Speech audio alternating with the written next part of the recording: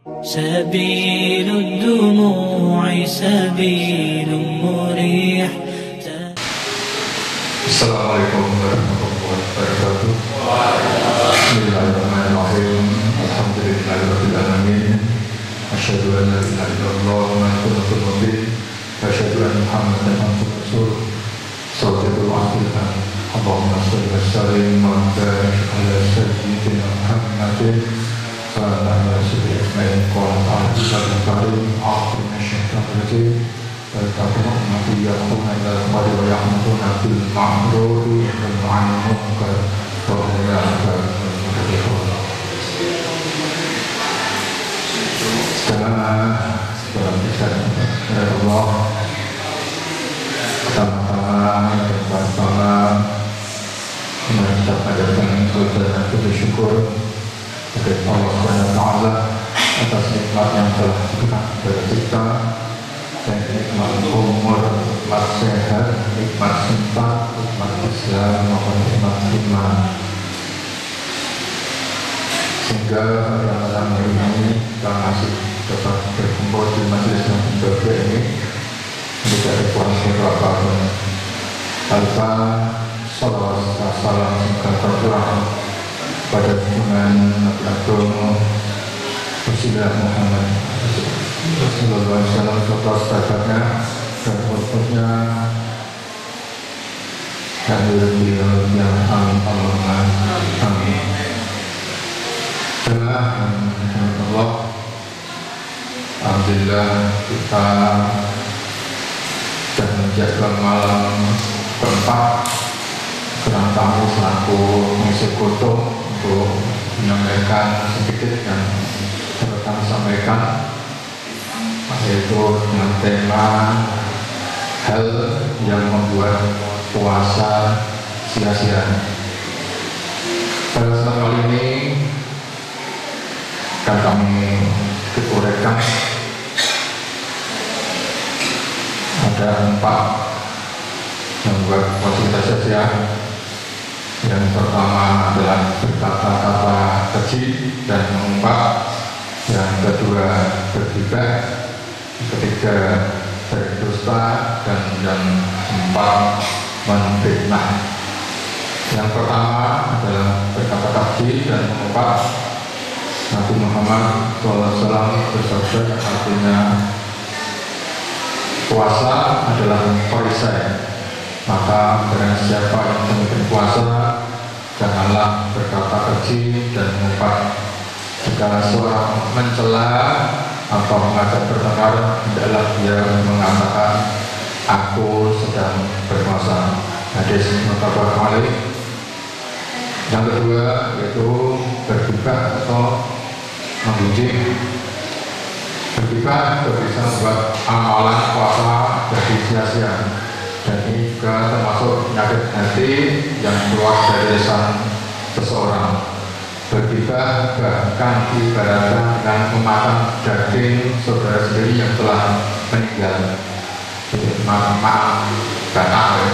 berkorban. Firman Allah dalam surat Al-Hujurat ayat 12 yang artinya, dan janganlah sebagian kamu menggunjing sebagian yang lain. Sudahkah salah satu seorang di antara kamu memakan daging saudaramu yang sudah mati, maka tentulah kamu merasa jijik kepadanya dan bertakwalah pada Allah. Sesungguhnya Allah Maha Penerima Taubat lagi Maha Penyayang. Yang ketiga adalah berdusta.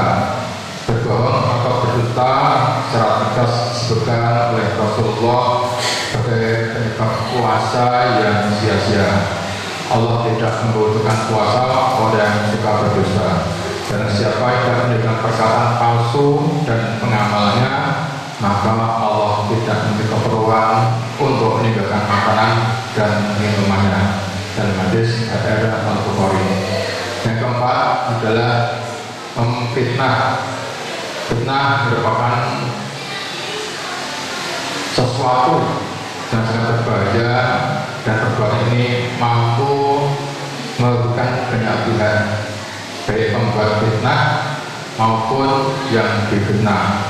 Dalam surat Al-Baqarah ayat 217 Allah berfirman tentang bahayanya perbuatan fitnah. Yang salah satunya berbuat fitnah lebih kejam daripada membunuh. Kemudian Allah juga berfirman dalam surat An-Nur ayat 15 yang artinya ingatlah ketika kamu menerima berita bohong itu dari mulut ke mulut dan kamu katakan dengan mulutmu apa yang tidak kamu ketahui sedikit pun dan kamu menganggapnya remeh, padahal dalam pandangan Allah itu soal besar. Mungkin mulut kita tidak mengatakan fitnah, tapi tangan kita itu kalau di WA itu sering saya tidak sadar kita sering meng-share di berita yang buat pada itu tidak jelas beritanya disinformasi. Jadi mungkin saya sering mengingatkan dari para jamaah yang di grup-grup sering kalau ini bahwa ini informasi mohon maaf karena memang itu sangat berbahaya kalau kita share ke orang lain tidak tahu.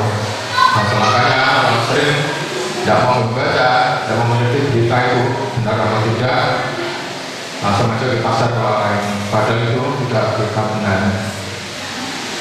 Jadi kita mendapatkan untuk kita tidak terprovokasi berita buat, misalnya biasanya judulnya provokatif.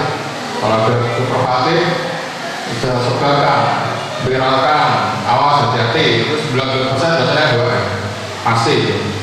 Yang kedua tidak jelas sumber beritanya. Nah ini biasanya medianya yang abal-abal, tak jelas. Kalau Kompas, CNN pasti hampir 100% akurat. Tapi kalau di berita ya media tidak jelas abal-abal, DP dasar bisa. Yang ketiga biasanya tulisannya itu huruf besar semua dengan tebal, ada seru, jadi tadi seru biasanya. Yang keempat tidak jelas kapan dan di mana kejadiannya. Misalnya kita sering dapat video, tidak ada kapan jadinya, tanggalnya, jamnya, di mana, itu pasti dibacakan buat. Jadi itu lebih baik kita simpan sendiri aja, tidak usah disebarkan. Kemudian semoga kita tindakan dari hal yang mengarah kepada kemaksiatan dan keburukan sehingga puasa kita tidak berakhir sia-sia.